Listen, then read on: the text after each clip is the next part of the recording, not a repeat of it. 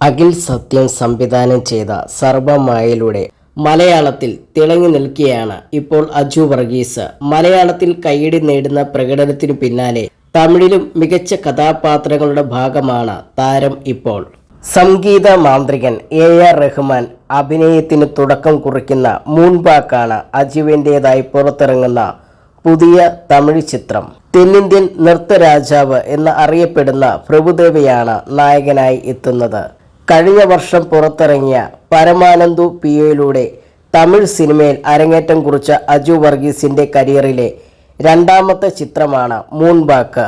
പ്രഭുദേവയുടെ നൃത്തച്ചുവടുകളും റഹ്മാന്റെ സംഗീത വിരുന്നുമായി ചിത്രത്തിന്റെ audio launch കഴിഞ്ഞ ദിവസം നടന്നിരുന്നു.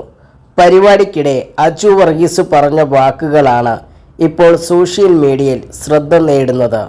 എൻ്റെ 15 വർഷത്തെ സിനിമാ കരിയറിൽ ഞാൻ പങ്കെടുക്കുന്ന ഏറ്റവും വലിയ ഓഡിയോ ലോഞ്ചിങ് ആണ് ഇത്. എന്നെ സംബന്ധിച്ച് ഏറെ അനുഗ്രഹീതമായ ദിവസമാണ്.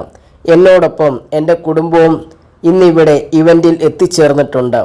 ഒരുപാട് സന്തോഷകരമായ കാര്യമാണ്, താരം പറഞ്ഞു.